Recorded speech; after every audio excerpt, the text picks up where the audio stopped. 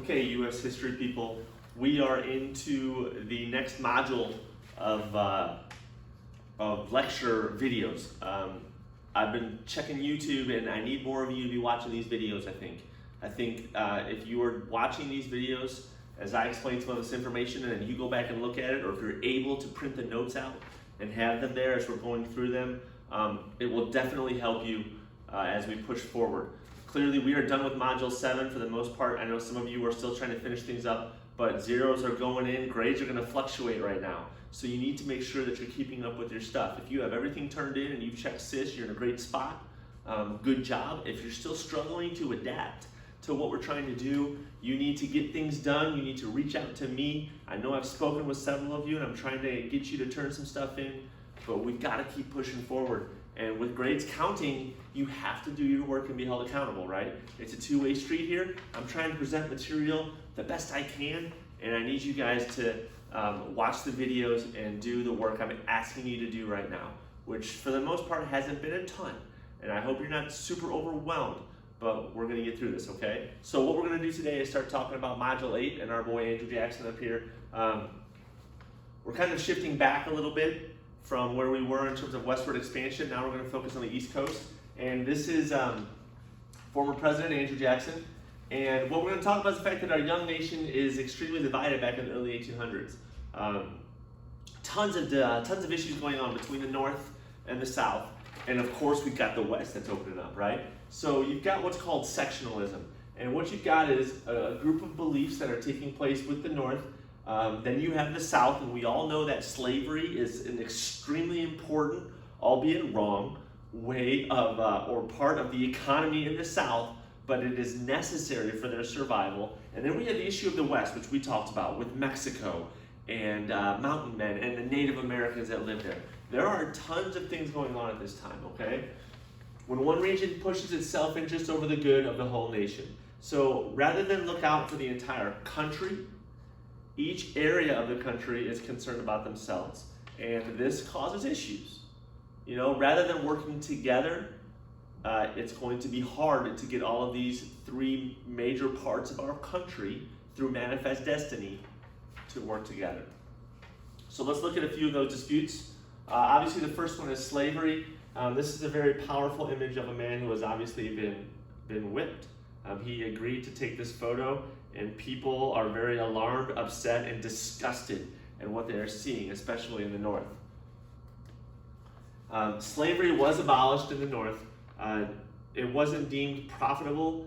People also spoke out against it, clearly for all the wrong, the wrong ideas behind it and the issues that are involved with it. And it was abolished in the North. Okay, but we clearly know, and you should know, that it was a huge part of the South, all right? Cotton growing is going to become one of the two largest producing entities or things that come out of the South, and it is going to take off in the 1800s. And the main reason is the cotton gin. The South is going to be able to process cotton that can be used to make clothing at a super fast rate compared to the rest of the world, okay? We've got what's called a cotton gin.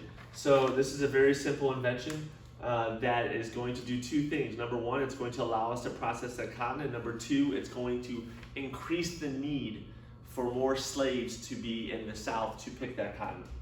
So this just kind of gives you a graphic. And again, if you want to expand your phone as you're watching, if you're unable to, I'll just point it out to you that from 1790 to 1860, these numbers are all going up. The amount of cotton being processed and the amount of slaves being brought to the United States. At its height, there were over 4 million slaves in the US. This is in 1860, right before the Civil War had begun. And the need increased, the cotton increased, and the South had a booming business with slavery and the cotton production. Tobacco is the other big one. There's also rice, sugar, and indigo, but the plantation system is how this is all being taken care of. And some Northerners are irate, clearly. Whether you're a free black man or woman living in the North, whether you're a person who realizes the story that's going on in the South, and they become what's known as an abolitionist, okay? An abolitionist is a very important definition you need to know, and they want the U.S. government to eliminate slavery. When we talk about it today, it's a very simple concept, okay? The idea of enslaving someone and forcing them to work doesn't resonate with all of us in this room at this time in our lives, right? But back in the early 1800s and the 1700s, it was allowed. And these abolitionists wanted it gone, wanted it ended on the spot. William Lloyd Garrison was one of the men that you answered in one of your questions that for Module 8, Part 1. And he published a story, like a newsletter called The Liberator, and he talked about certain people.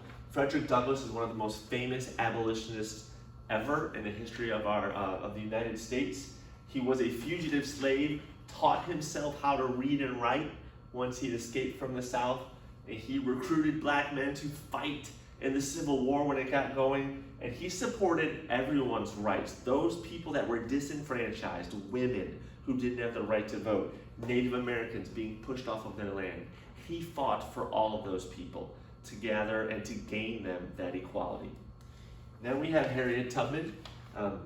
Harriet Tubman was a very important person on the Underground Railroad, okay? She escaped herself, made 13 trips to the South to free slaves and take them along the Underground Railroad to reach the North or Canada to reach freedom.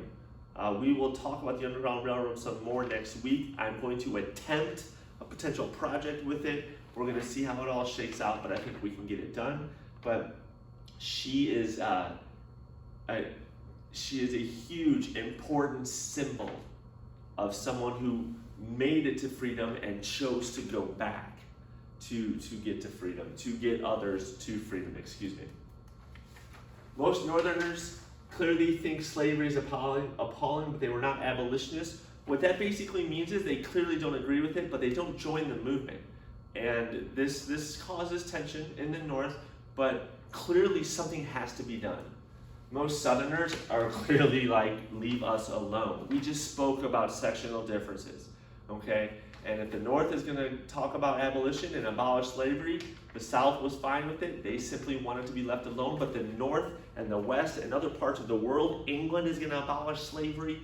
They're gonna start to realize that this institution must not and cannot exist in our country. Slaves are trying to escape. They are revolting. They are rising up against the plantation owners, and the South is in a situation here where they're having issues, and they're going to put these issues down violently, and the North and the South are eventually going to go to war over it. Then we get into an economic aspect, so I want you to ingrain this in your head. A tariff, towards the bottom of page 1, a tariff is a tax. So what that basically means is tariffs are still used today.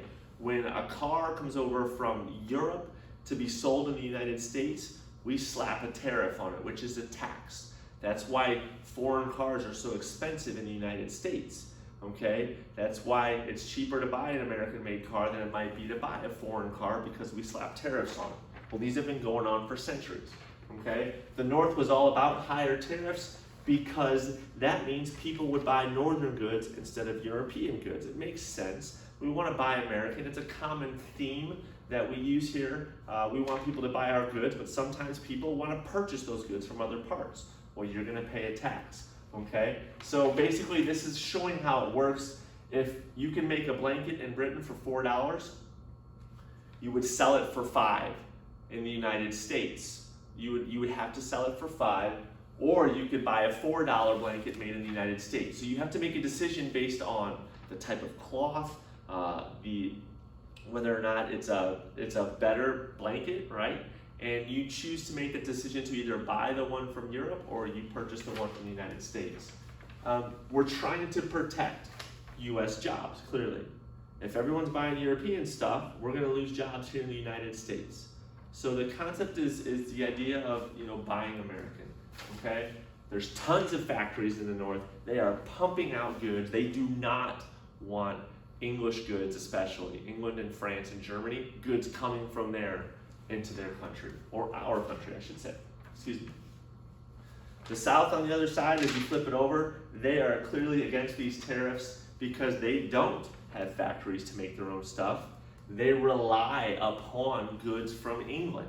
They have a good system going where they ship cotton and tobacco to England, and England ships all their goods to them, okay? The South is having to pay massive tariffs, okay, when those goods are coming from England, and they don't want to.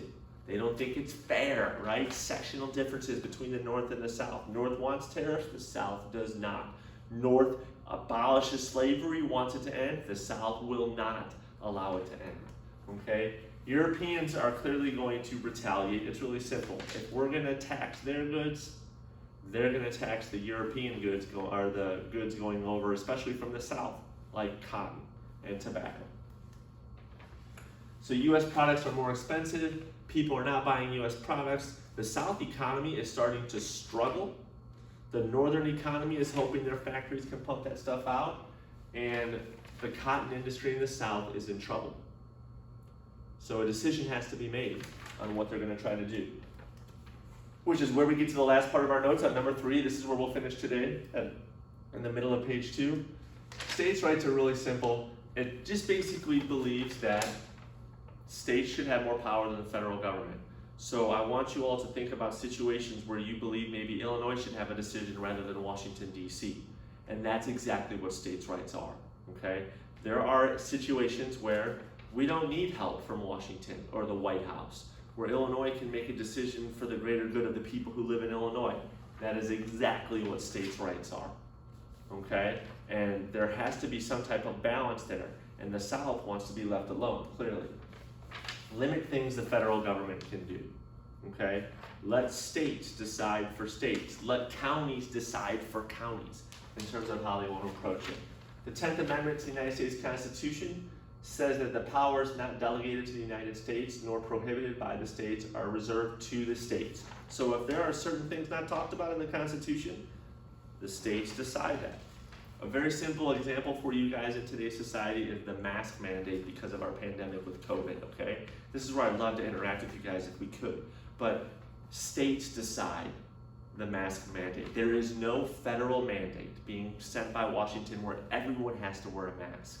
This is decided by states, this is decided by counties, this is decided by towns, but those are rights where you may go to one state and you may travel to Montana and they don't have a mask mandate, okay? Whereas in Illinois, we have a governor who is promoting that and pushing that and wanting states and towns and counties and towns to do the same, okay? The necessary and proper clause, as we get into it, basically states that Congress is empowered to do what's necessary and proper to carry out their functions. This is a very broad power for the United States government because it allows them to make rules if they don't think the states are doing a good job or they need more power. So there has to be some type of balance between the federal government and the states. And right now, the South, the southern states, they don't want anything to do with our federal government. Most northern states were not happy with it. They wanted a strong national government because they had a huge population. You have to think about your civics days really quick as we finish up our notes here. They want a strong national government because they have all the representatives in Congress, okay? There are more states that don't have slavery. There's one more state, I believe, at this time that does not have slavery than states that do. They have the control. They can make the laws that affect the North and the South, and that's what they want. Clearly, the North had more votes. We just said that. They had more electoral college. And the South wants the exact opposite, okay? South has a small population compared to the North. South has fewer votes in the electoral college when it comes to choosing the president. And the South felt like they were the minority when it comes to the federal government and making decisions. So what did we learn today in our notes? Basically, you want to think about the sectionalism, especially between the North and the South, as we dive into these issues, and then we dive into the Civil War itself. South, the North wants a strong federal government, and they want to tax everything from Europe. The South wants a states' rights approach with a smaller, weaker federal government, and they don't like tariffs because they need to sell their goods. And these are differences that are going to continue to boil up. The slavery issue, the North abolishes it, the South promotes it. All of these things are going to play a role. as we push further into the Civil War and the separation of our country for 4 years, as we battle it out. I hope you guys are getting your modules done and continuing to turn in all of your work, and we will push forward with another lecture tomorrow as well, and I'll talk to you guys soon. Bye.